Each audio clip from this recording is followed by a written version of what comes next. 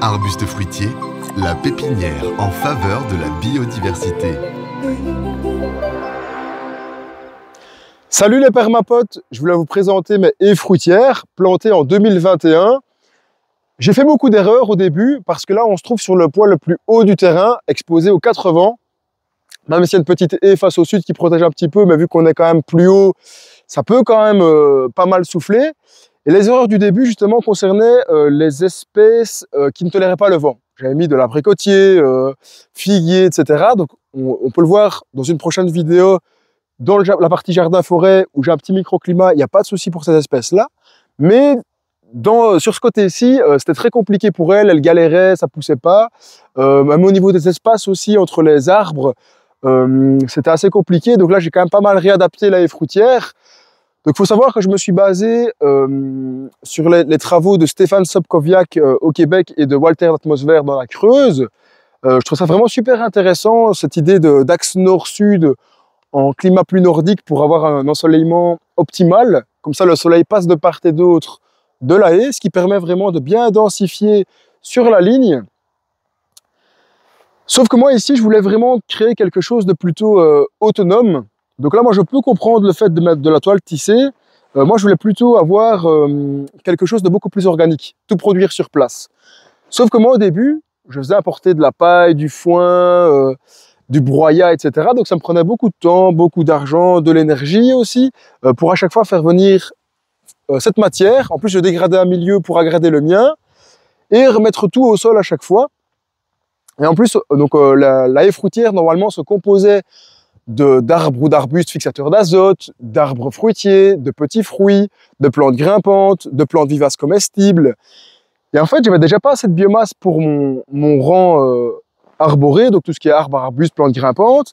Je n'avais encore moins, du coup, je ne savais pas gérer avec les graminées qui sont très concurrentielles, où là, j'avais par exemple du sédum, poupoum, qu'est-ce que j'avais encore de bon, peut-être de la lavande que j'ai quand même déplacée pour mettre vraiment face au sud. Mais voilà, ces plantes-là galéraient parce qu'il y a une grosse concurrence avec les herbes et j'avais pas assez de biomasse ni assez de temps pour désherber.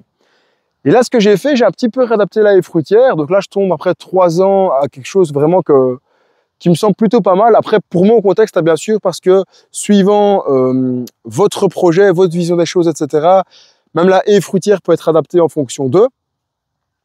Et donc là, ce que j'ai fait, c'est que entre chaque arbre et arbuste, donc là, par exemple, on a un argousier, donc, qui était un fixateur d'azote, et derrière un framboisier. Là, par exemple, on peut voir, il dépasse un tout petit peu, mais j'ai un peu plié.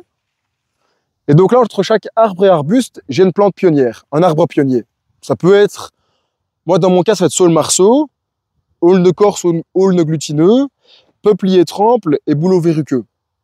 Après, j'ai mis peut-être dans certains cas aussi un peu de robinier, mais je risque de le regretter avec le côté épineux et traçant. Ça, on verra bien, je vais quand même le gérer. Parce qu'il fait beaucoup de biomasse, il pousse très vite. Mais voilà, ça peut être un peu compliqué pour la gestion. Ce qui fait que maintenant, j'ai un arbre ou un arbuste tous les 40 cm, donc c'est très très dense. Et de part et d'autre de la haie, pour moi, il n'y a rien de comparable à la consoude. C'est une plante qu'on peut tailler 3-4 fois sur la saison sans problème, donc on a beaucoup de biomasse pour nourrir le sol, mais elle est très concurrentielle vis-à-vis des graminées, donc c'est comme si on avait un bloc planté très dense, où là, l'herbe n'arrive même pas à pénétrer. Et donc là, face au sud, j'ai mis une petite lavande. Ça aurait pu être aussi encore une autre consoude ou du romarin, de la sauge. Donc vraiment des plantes de plein soleil. Donc là, elle se plaît vraiment bien. Et encore, on voit qu'elle se déporte pour aller chercher le soleil. Et donc là, il faut savoir que les arbres pionniers que j'ai mis entre les arbres fruitiers ou les fixateurs et les arbustes fruitiers vont être fréquemment taillés pour déposer la biomasse au sol. Mais aussi la consoude est fréquemment taillée pour nourrir mon sol. Ce qui me permet, voilà, comme je l'expliquais, un gain de temps, un gain d'énergie et un gain d'argent. Et entre les rangs, ce que j'ai fait, c'est que là, j'ai installé de nouveau des arbres pionniers. Là, on peut voir un robinier, du bouleau, du saule marceau. Et donc là, pareil, c'est la première année de plantation. Il n'y a pas de grande croissance le temps que la plante s'installe. L'année prochaine, il risque de doubler. Donc là, j'aurai vraiment un interrang où je vais produire de la biomasse. Après, suivant, si vous voulez par exemple faire passer un poulailler mobile entre les rangs, si vous voulez mettre des moutons aussi, on écartera un peu plus alors les rangs fruitiers entre eux pour faire passer les moutons par exemple avec une clôture mobile. Si vous voulez faire des planches maraîchères, c'est également possible. Ou même mettre des arbres en racines nues pour la vente en pépinière. Donc c'est vraiment, ça s'adapte par rapport à vous, ce que vous voulez faire. Je trouve qu'il y a plein d'avantages à créer une haie fruitière. C'est simple à designer, à planter, à récolter, à entretenir. On peut facilement intégrer d'autres éléments entre les rangs.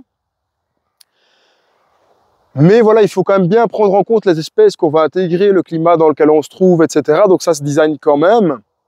Moi, il faut savoir que la haie fruitière est interconnectée pour moi avec la pépinière. Donc là, je vais voir ce qui fonctionne ou ce qui ne fonctionne pas. Donc ce qui fonctionne bien ici, je vais pouvoir proposer ces espèces-là ou ces variétés-là à la pépinière.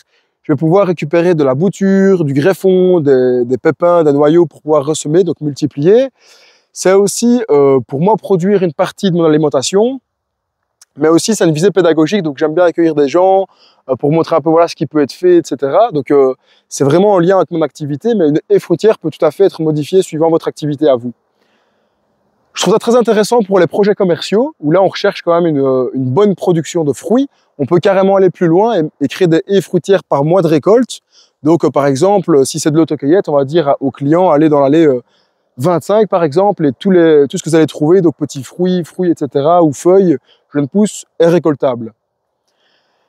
Et en fait, donc là, ça permet vraiment de densifier, diversifier sur une même ligne, tout en respectant la vie du sol, la biodiversité et la production. Donc c'est vraiment intéressant pour les projets commerciaux. Par contre, voilà, peut-être que moi j'irais vers moins de diversité et un peu plus d'espace pour de l'arboriculture fruitière, parce que là j'ai quand même pas mal densifié, en sachant que moi je taille fréquemment pour récolter soit des boutures, des greffons, etc. Et que j'ai pas mal d'espèces différentes pour en proposer aussi plusieurs à la pépinière. Mais si voilà, on veut vraiment de la production, on va peut-être moins se baser sur des espèces qui vont fructifier de manière plus aléatoire. Comme dans notre région, l'abricotier ou pêcher, c'est encore trop aléatoire, peuvent fructifier, mais voilà. Donc là, on va vraiment se baser sur des valeurs sûres qui vont produire avec plus d'espace. Je vous recommande la formation en ligne de Walter d'Atmosphère pour aller plus loin sur la haie fruitière. On voit que ça peut être très productif. Donc là, j'ai quelques petites framboises jaunes, par exemple. Mais voilà, j'ai mis par exemple pêcher à chair rouge, j'ai mis de l'aziminier, noisetier, etc. Donc là, on peut vraiment diversifier sans problème. Pour moi, le seul inconvénient de la haie fruitière, c'est que c'est un peu trop linéaire. Donc là, c'est le seul inconvénient que je lui trouve, parce que j'aime bien aussi le côté plus organique avec des chemins sinueux. Donc on verra un peu le jardin-forêt aussi que j'ai mis en place un peu plus loin sur le terrain. Mais voilà, ça répond quand même à plein de problématiques. Parce que Stéphane Sobkowiak, qui lui était au Québec, enfin qui est toujours au Québec d'ailleurs, a démarré d'un verger bio. Et il s'est rendu compte que voilà, il y a peut-être encore un peu des choses à améliorer. Et là, il a créé le verger permacole. Et là, il est vraiment diversifié avec tous ses arbustes, ses plantes grimpantes, etc. Et donc là, n'hésitez pas non plus à aller voir aussi ce que lui a fait là-bas. C'est très inspirant. J'espère que la vidéo vous a plu. N'hésitez pas à lâcher un petit like, à écrire en commentaire et à vous abonner à la chaîne. À bientôt les permapotes!